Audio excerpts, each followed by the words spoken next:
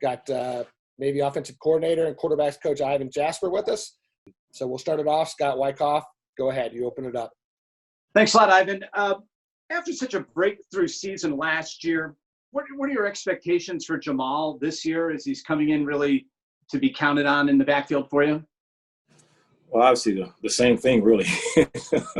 want to repeat of last year, but you always get nervous about, when you have a great year, the pressure coming back with the same year and trying to perform, the expectations, can't deal with the pressure. How's he dealing with the pressure? But just to be able to come out and be himself. The thing I'm learning about Jamel a lot is he's a different kid in practice. We've been having walkthroughs, and he is really, really he's just kind of there. He doesn't say anything. He just lines up. He shows no emotion. He just goes through the motion. He just goes through the play. So I said, Coach Mack, I said, is Jamel? He said, no, Coach. He said, do not take it personally. He said, that's just the way he is. He's a mild-mannered kid. He's very quiet. He doesn't do much. He doesn't show any emotion, but he's listening. Just want him to be able to step up and deal with the pressure, and not think that he has to do everything. Just be himself. We're going to get the football to him as much as we can. He's a great football player. So just let it all come to him. I don't want him sitting there and trying to be, think he has to do it every single game. Just make sure he goes out there, be himself, deal with the pressure, relax, and just play. And the big thing is just take care of the football. That's the main thing I want to do. And what does it mean for you to have such a breakaway runner at that fullback position in your offense? Well, obviously, it's been a while since we had someone like that. Chris Wayne had really good speed. Now probably not the agility though as a Jamel. But it's good to have that guy back there. I think last year we led the country in as far as explosive plays over, I think, 10, 20, 40, and 50 yards, right? So I don't think 30 yards. It was 10, 20, 40, and 50 I think it's yards. 10, 20, 30, 40, and like 60. Yeah, that's unheard of, So, but again, we've always had that position where we'll break out in the open and we'll get caught. But just to have a guy that can take it to the house, man, it's really, really good to have that. Again, won't get caught at the 1 yard lines much anymore, that we used to do. Take out the 1 yard line, so that's a good deal. But always having a kid that can take the distance is always it's always good to have. And again, if we can, be in that position again to have the longest runs of over 10, 20, 30, and 40 yards, we'll love to have it again. And what does it mean to you to be able to count on Peter and Billy on the right side of your offensive line to know that those guys are there every practice, every game for you this season?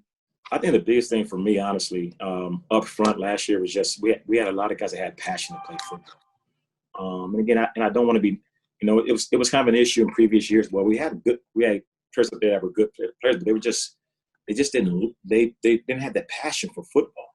These guys love to play football. And last year we went an entire season with the same starters. Didn't lose one guy, and Peter played the whole year with a bad shoulder. If I can remember right, I think it was the Tulane game. There was one play when we were driving for the winning kick. Peter was going to block a guy. His shoulder literally popped out, and he's on the ground, and he couldn't get up. And I think it was David Forney that came over and reached down and helped him up. Helped him get up. He got up and ran right to the line, got right back down with his hand up, and ran the next play. So just to have guys up there like that will play hurt, that would play with passion, that's what we need to have. We need to have guys that will run through a brick wall that we can feed off of, that the whole offense has energy. But to have two guys coming back that were part of that group, they understand now. They understand what it takes to win, to run the table as a unit, to have passion, to bring it every single practice. So hopefully the guys who are going to be filling in for those guys that we lost will definitely need those guys to help them get through. Thanks, Coach. Appreciate it. Stephen Ruiz. Stephen, you're up. You're on mute, Steve. There you go. Can you hear me now? Yep. Yes, I can. All right. Sorry about that. Coach, thanks for taking the time to talk. I wanted to get into a little bit about your background. Obviously, this is your second stint at Navy. Can you count how you arrived at the academy the first time after leaving Ohio, after your playing career ended?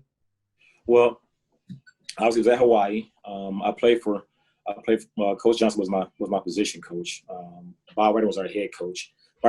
I do remember. Well, I don't remember, but Coach Johnson said I told him that. I told him when I was playing that I wanted to coach. I mentioned at some point in my playing career there that I wanted to coach. So, but I was done playing. I finished playing in '93. Got my degree in '94. I was at home. I helped that spring, coached that spring. Then I graduated that May, and I went home back to California. I was working at Boys Town. That's a job I really, really enjoy. I love working there. But and then Coach Johnson left Hawaii to go to the Navy to be the OC, and he gave me a call, say, "Hey, Ivin, I'm going to Navy now. I'm leaving Hawaii. I remember you saying you wanted to coach. Got a position for you. If you want to come," I was like, "Sure thing, Coach." I was on the plane the next day. I came out. I got here in March of '95, and I was an instant ensign. Got commissioned as soon as I landed. That was a good deal. I was here for the '95-'96 season. Then I left here, went to our prep school in 1997. I coached up there for the season, really, and I got my first full-time job at Indiana State in 1998. Thanks to Ben Fay, who had played quarterback for us at Navy when I was there. He gave my name to the head coach at Indiana State and brought me as his coordinator. I was there for a year, and then I went to Georgia Southern from there to hook back up with Coach Johnson, who was the head coach of Georgia Southern. I was there with him for 3 seasons. I won 2 titles. We got beat in 2001 in the semifinals, and then came back here in '02, and been here ever since. Obviously, became the OC in 2007 at the end of the year. '08 was my first season as a coordinator, and the rest of it's history. I've been very fortunate to be here for that long. Coaches, they're used to moving around a lot. Are you surprised at your longevity at Navy? And what do you credit your longevity to that you've been able to last? Because I believe only one other coordinator has been at his school longer than you have. Well, I think first I'm gonna give the glory to God for that, my man. To be here at one school for that long, it's just really been a blessing. It's unheard of. That doesn't happen much. But again, I'm very blessed, and I'm very, very thankful. I'm very thankful to be here. And the opportunity came, when Coach Johnson got ready to leave to go to Georgia Tech. The opportunity was there for me to go, but I just wanted to stay here, and honestly, it wasn't because I became a coordinator. It really had nothing to do with that, I just like staying in Indianapolis. My family loved it. My wife loved it here.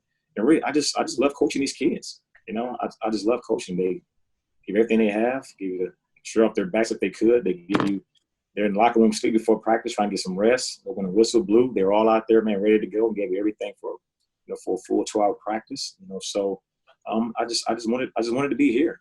I just wanted to be here. It was just something that I've always wanted. And again, just the reason I've been here, just been successful.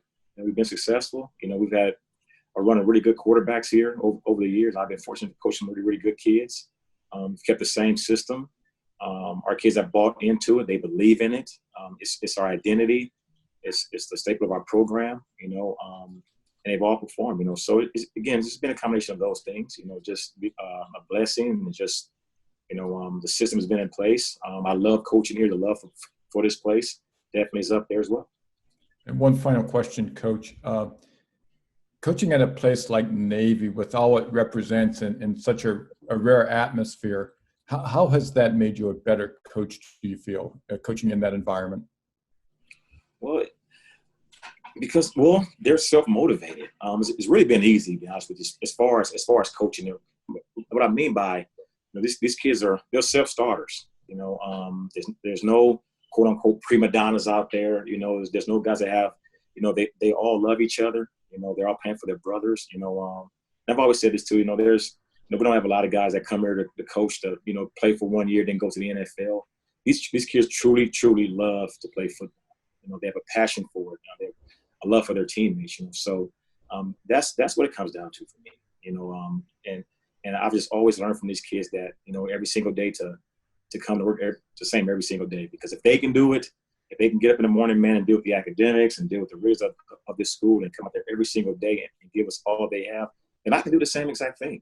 I can come to work the same every single day, and there's sometimes where I wasn't as good at that. I come, sometimes I'll be upset about something, but I've learned to block everything out and come every single day, man, just with the same energy, the same attitude, and bring it every single day because these kids do it, So if they can, why can't I? Thanks for your time, Coach. My pleasure. Just a reminder, if you have a question over, just chat question over on the chat function. We have Randy Cross. You're on mute, Randy.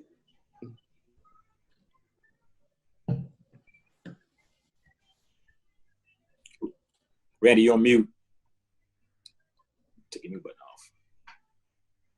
There you go. Yeah, I was one of those guys laughing at whoever else that was. Yeah. Hey, on the passing game side, what are you looking at as being the real pluses for you, personnel-wise, as to what you can do with it this year? Obviously Malcolm almost maximized probably with a lot of the expectations, but you've got some real talented kids. So is there more upside to be taken out of that whole thing? It's definitely more upside. As always, we want to be smart.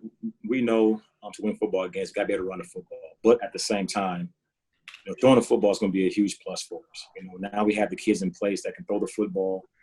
We have the receivers, the kids that can go up and get the football. We definitely want to be more part of our offense, And numbers-wise, if we can throw the football in the high teens, low 20s, the high teens definitely is a goal for us to do, But at the same time, we're always going to go to the football game, and if we can run the football, to win the game, we're going to do it, But just having the personnel now, it definitely makes it easier to go out there and do it. Obviously, Malcolm, was effective. He's an effective thrower. I think right now for us, we have exceptional, for us, exceptional throwers, guys who can really throw the football.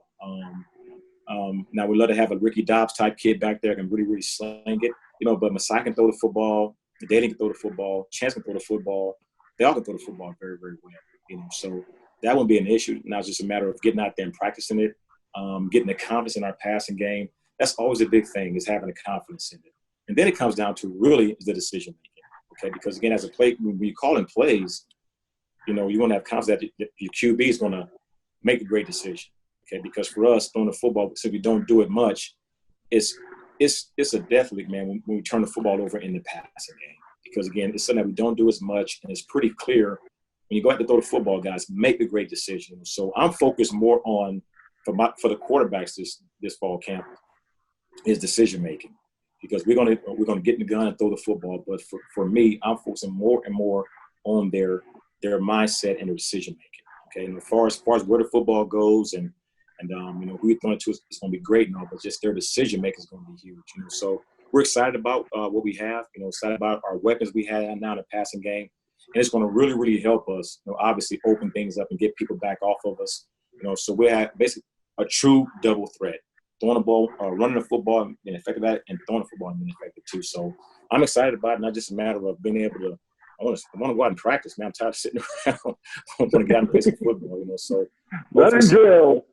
hopefully we'll be able to get started soon and get out there. Hey, from your perspective, being tough is a necessary thing in your offense, especially if you're a quarterback. How do you approach it with them about being kind of smart about how tough you are? Because you had a kid in Malcolm that you didn't really have to tell him that he was going to get hit a lot. He knew that was coming. Mm-hmm. Some of these other kids that aren't as experienced, they don't know the beating that's coming down the road, do they? Exactly. So I've always tried to, try to do a better job of expressing. Perry Olsen is really, really, he is a knucklehead when it comes to that. He tries to run every single person he can see. He tries to run them over. So he's a linebacker. Exactly. He's a linebacker, So we would approach that this year, and we'll talk a lot about it. Just being smart. Now, obviously, be physical when you have to, but again, being effective running, be a smart runner. I can remember this after we're playing at home, and Keenan was at the game. Keenan came to the game, and Malcolm was playing quarterback. I remember in the locker room after the game, the very first thing Keenan said, he said to Coach, Malcolm got to learn how to get hit. He got to learn when to get down. That's all Keenan saw. And here's a guy who carried the football a ton. But again, outside of a little knee injury that he got from wouldn't say it was a cheap shot, but outside of a knee injury he got on a fluke play, the kid lasted for 4 years, because he understood how to be physical and how to get tackled. So the one thing I would say about our guys, I always tell them this: we won with a bunch of QBs, right? Different body types. Obviously, Malcolm was kind of maybe the smallest kid we had. But Aaron Polanco was a big kid. Brian Hamill was a big kid. Ricky Dawes was a big kid. They were all, all different body types, but again, they all were tough. That's the one comment that I can say they all had. So I have to do a good job of saying, guys, yes, you're tough. You need to be tough, but at the same time, be smart. Okay, understand when you get what you can, get it and get down. Okay, now there'll be time that comes where, you know what, it's going to be you and him. It's going to be 4th and 1. You got to get a first down, man. Put your head down and run through that guy gets first down. But after that, just understand, get out of bounds. Okay, get what you can, get your body out of bounds so we can call another play with you. So it's going to be something that I think Malcolm got better towards the end of the year last year. He got a lot better at it, but he was really, really, really bad at that, early on. So, but again, to his tribute, Malcolm got smart, and Malcolm has the whole season. And that was, again, our O-line up front and our QB last entire year. So that was very, very, very good on our part to be able to do that. So I'm going to continue to coach that very, very hard and understand, guys, tough is one thing, but you got to be tough and smart. Thanks. This question is from Sean Stepner from WMAR Channel 2 in Baltimore. He was supposed to be on here, but got sent to Ocean City to cover the storm. But Ivan, he wanted to know, given your son's heart issue, how much thought did you give to opting out of coaching this year? It's something that crossed my mind, and it's kind of funny. Today is the anniversary. It's the 3rd anniversary of when it happened, so when I talked to the staff this morning and told all the guys, I thanked everybody, on the offensive side of the ball that, because it was an offensive meeting, not a staff meeting. I just told the guys, I kind of replayed what we had went through as a family. But I remember the doctor saying this is going to be a marathon, not a sprint, So and we've been year by year, we've been pushing forward, But this day's always been a tough day because again, I can always remember sitting in the staff room, getting ready for practice, and my wife called me, "You got to get to the hospital." And I walk in there, they're saying we can do everything we can for him. Like, you're doing what? What do you mean doing everything you can for him? He was fine when he came in. He just came in for a procedure. So, but it crossed my mind, and every year I think about, am I doing the right thing? Should I, stop coaching, get a job where I can spend more time with him and just help him get himself back to normal, But I always go back to, before his heart transplant, and he was living off of obviously life support. He said, Dad, I don't want you to stop coaching. He said, I want you to keep coaching. Don't get out of coaching. It's what you love doing. It's what I love seeing you do. So it's who our family is. I mean, we're sports people. We're athletes. We always got to have something going on sports-wise. So, it was really him that kept me going. And every time I think about something like that, I always go back to seeing him laying there with every tube, tubes and wires, and he's plugged into the wall and all that, coming out of it. So he kept me going. So it's crossed my mind, but no, I'm in this for as long as I possibly can. Thank you. We've got John Schofield and then Bill Wagner. Thanks, Ross. Hey, IJ, I'm a fellow parent of a Broadneck High School student. Thought he was going to be an athlete this year, and school got canceled.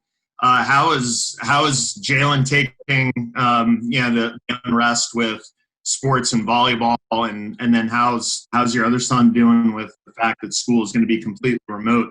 On a personal level, you're trying to do your job. It's an incredibly difficult job. How are you handling those variables on top of that stuff? Well, yeah, like for Jaden, I'm just trying to do the best thing for him, trying to help him. It's hard because and again, Stanford's are doing what they feel is best for their school. So, but obviously, it's no one's happy about it, especially the volleyball family's not happy about it. But for him, he said, Dad, I won my degree from Stanford. He said, and he's willing to, willing not to even play volleyball until he accomplishes that. Now he's on schedule to graduate next spring, so, and depending on how it goes, he'll still have 2 years to play, but I know he loves the sport. He loves Stanford. Again, it's why, again, they came at the very, very last minute to recruiting. And once they called, it was a done deal. We couldn't blame a kid, so, but he's dealing with it. But I'm just trying to, for myself, it's saying, what can I do to help him? I've been, looking at other schools, other programs, that he can maybe transfer to. But I know first and foremost, though, he's going to stay in school to get his degree from Stanford. That's what he wants first and foremost. If that's the case, then that's the case, So I'm just going to be there for him and to support him with his decision, whatever he decides. Jaron, it's been hard because he wanted to play basketball at least this last year. As a matter of fact, he's been playing every day, going out and running around. He got to the point now where he takes his shirt off now. Before he always kept his shirt on, but he's getting there, man. He's getting there. He's takes his shirt off now. He has a scar, As they say, a scar tells your story, right? Scar tells your story, So he's out there playing ball and he's getting active. And now all the other things connecting to play. Now he's a moody teenager. The moodiness, wakes up in the mornings and he's in a bad mood. So I was like, oh crap, So, but he's doing great, now. And he was excited. I want to put this the right way. He was like, you know what? Since fall sports got canceled, he kind of felt that gave more time to get ready, for when basketball did come. But now that's canceled. So he's like, you know what? I'm just going to go out. I'm just going to run around and play ball. I'm just happy to be where I'm at, So again, and obviously I'm happy with that as well. If you never played another ball again, I'd be happy. I wouldn't sweat it, So, and for me, I'm just trying to be dad, the best that I can, and trying to be a better husband, better father, to my whole family. And this has been, all this off time has been good. Allowed me to sit back and look at a lot of things, look at myself, trying to reinvent myself, get better at certain things, trying to learn another language, that's not going too well, but I'm trying, so all you can do is try, but again, just trying to make sure I'm doing well right by my kids, by my wife, and it's been a good time.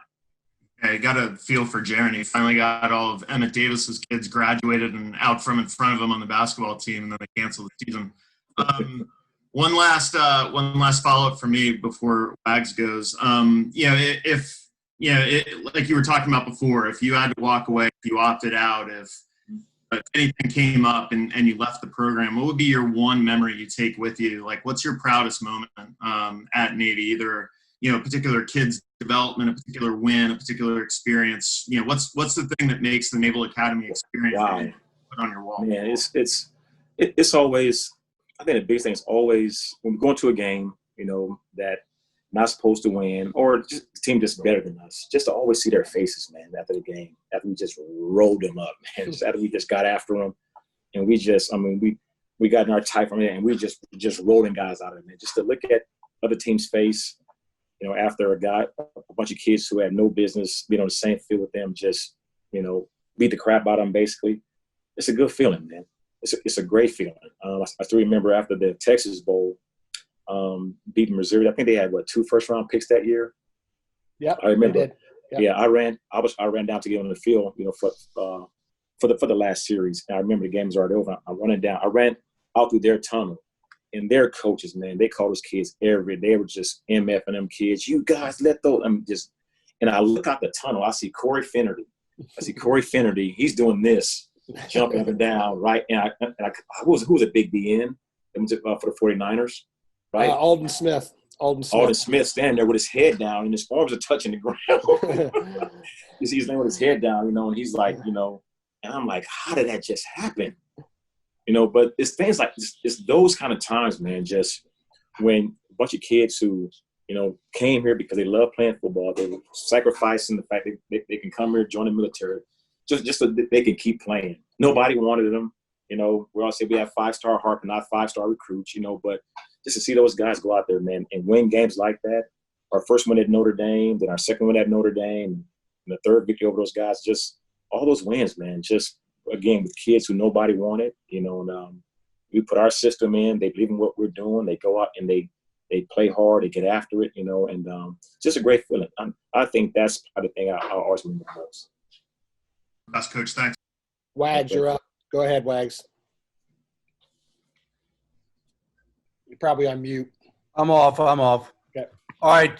First, before I get to the quarterbacks, I want to go back one step to Jamal Carruthers, and you all made a lot of hay on that trap play, and Jamal made it work because he's so quick into the hole. But the truth of the matter is those holes were enormous, and that offensive line did an incredible job of making Yes. that play work. You have to replace the left side of the line, new center. Jamal's not going to just automatically run through gaping holes for touchdowns again this year. Can you kind of tell me where we're at with the new center and left side of the line? Well, Justin Self's going to move in the center. There's a lot of playing experience. And the thing that we're just trying to look for, Ford Higgins was a great center. I loved his passion. Obviously, love to have a little bit more weight on him, but the kid threw it up in there every single weekend. Just trying to find an athletic center who's quick, who can kind of be a Ford Higgins type center. And I think Justin Self has that. Now the left side, it's going to, it's still a work in progress. We have a handful of guys that we can put in there, but again, we won't really know until we start camp. We miss spring, because again, going through walkthroughs, they all look great. They all look great, but at the same time, we put another guy across from them now. It's a different story. We got to block people, you got to play full speed and all that. That's a whole different deal, So everybody looks great against bags in the air, man. They all look great, So until we get somebody to get out on the field, get our pads on, and start going full speed, then we really know, So really, I can't really say right now. Same as I got quarterback. We don't really know right now, if Chance can do it. If Chance can go out there and handle things full speed. So the other side of the line, still a work in progress.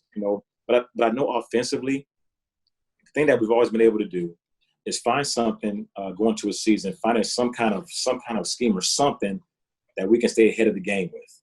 Okay, people might start keen on this now, but we've always been able to. You know what? They're there, but we moved here. Now we're running this scheme. Now they got adjusted to that. So we've always found something every year that we can kind of hang our hat on that makes people have to think more about defending us. So hopefully that this year we can do more with Jamel. Get him outside more, on perimeter more. So because he can do it all now. He can run between tackles and outside. So that having that threat, it's going to be huge for us.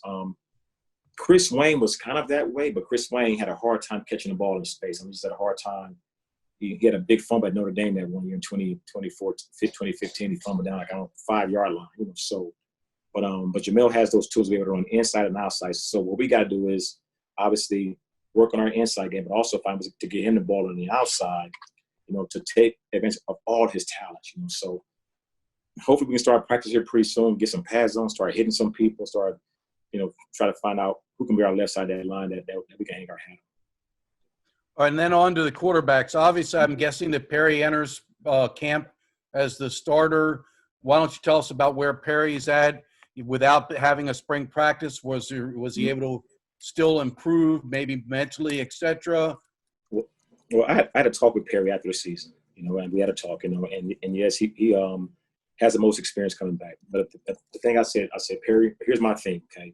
There always needs to be, when you start fall camp and you're the number 2 quarterback, okay? Because everything we do in practice, we do with 2 platoon, same amount of reps. So the starter and the backup gets the same amount of reps every single week in practice. So no reason that the starter goes down, the backup can't come in and keep us going, okay? But the thing I didn't notice, I told Perry this thing I didn't notice from Perry is that I didn't see him getting better as the season went on, okay? I didn't see anything, okay, wow, he's picking this up. So we discussed that. His biggest thing is decision making. Just being able to, in the passing game, he had a couple of interceptions. Now he threw a couple of nice footballs, but I didn't see him just take himself to a whole nother level. And what's hard about that is he got all the reps, okay, in front of all those other guys, in front of Dalen, in front of other guys, but it's not like he is so far from those guys, and that's a concern, and he understands that, So that's why going into fall camp, obviously we should love to have spring going this fall camp. To me, it's kind of wide open. Now he has the most experience, but again, want to give other guys a chance to see, if they can do it. No pun intended. Chance Warren, we'll give him a chance to get out there and see it. See if he can do it, because again, he has just the leadership skills that I'm looking for. I love the way he plays, and just trying to find another dynamic runner that can help us. So. And again, Dalen's doing better. Tigers is really, really improving, and Messiah's getting better. So the good thing about it is we have a group of guys that we can look at and rep, and then try to find a starting quarterback. We have some incoming freshmen, Xavier Arlines from Long Island, New York. He's a really dynamic runner, a lot like Malcolm. Get him out there. Matthew Peters. There's another guy, and we have our kids from Naps. So we have a bunch of quarterbacks, that we got to find one. Obviously we let it have two because of the nature of the offense. But again, to me, it's wide open. And it's just going to continue. We have walkthroughs. We taxing them mentally right now. Okay, there was a mental preparation. Going up into this part as far as we're able to meet online. A lot of tests, a lot of questions from me, just trying to see where guys' minds are. But now that we're out on the run the field now, it's going to be a physical preparation. See who can handle it once we start practice. See who can handle. Can they run the offense? Can you handle a full speed reads and full speed attacks by the defense? See which guys can handle it. So that's why I want to get practice started. I want to get out there and be able to see which guys can handle it. So because again, the guy that does it is going to be our starter. And it's not about you love to have a Malcolm type quarterback back there, but it's going to come down to the guy that's going to give us the best chance to win, and also not going to get us beat. Great decision maker. It's going to get us out there. It's not going to lose the game for us. Okay. An example. Be a Will Worth type. Now, Will was not a great runner. Now, he was a physical, hard-nosed runner, but Will was really, really, really smart. Didn't turn the football over, played really smart. Now, Will wasn't going to go out and single-handedly win the game like Malcolm did by himself, But I shouldn't say by himself, but obviously teammates helped. But Malcolm, what I mean? Malcolm's ability. But Will wasn't going to get you beat either because he made great decisions. If it wasn't there, he's going to pull the ball down and just try to do what he can with it. So it's a process that I want to get started, that we've already started it, but got to get out there on the football field and see where guys' minds are, who can see a defense, can get us into the right play. I had a drill yesterday. Some guys struggle with it, because it's one thing to see it on paper, Bill. Have it on paper, you can drop all the right looks. Once you go on the football field and it's live and you're looking around at people, you got to be able to see it like that. Some guys struggle with it, some guys did okay with it, and but again, we'll continue to work with it. So with regard to Chance Warren, because obviously that's an intriguing factor. We've seen what a playmaker he is with the ball in his hands, and I'm guessing that's the reason you're giving him a look there. Yes. How long do you go with that? I don't even know if we're calling this an experiment. Is he a quarterback for the foreseeable future, or is there a chance he goes back to wide receiver? And is there a chance that maybe he's a situational guy, that Perry's the starter and you bring Chance in like wildcat formation or some other type of to run certain plays? No, that's a deal. We want to start practice, so we want to find out real quick. We'll throw him in there and see what happens, And again, and usually, having been doing it for a long time, I can kind of judge it. I can kind of get an idea of what he will be able to and what he can handle. But the biggest thing is just getting out there, and giving some live, full speed live reps to see how he handles. Again, he's going to get a chance real early because, again, I wouldn't move him there if I didn't want to have a chance to see if the kid can do it. Okay, so move him there and throw him out there and see if he can do it. And if he can, and we'll push forward. But if he struggles with it, then hey, we know we tried it. Didn't work out. Then might go back to wide out, might go back to A back, and then we'll the other guys, Perry, Dalen, and Tiger on the side. We'll move forward. But move him in there to see if he can do it, because I think he has all the tools that we're looking for. But again, at the same time, having tools and being able to use them is two different things. Is that it, Wags? Does anyone have anything else? All right. Thank you, guys. Thanks, everyone, for joining us.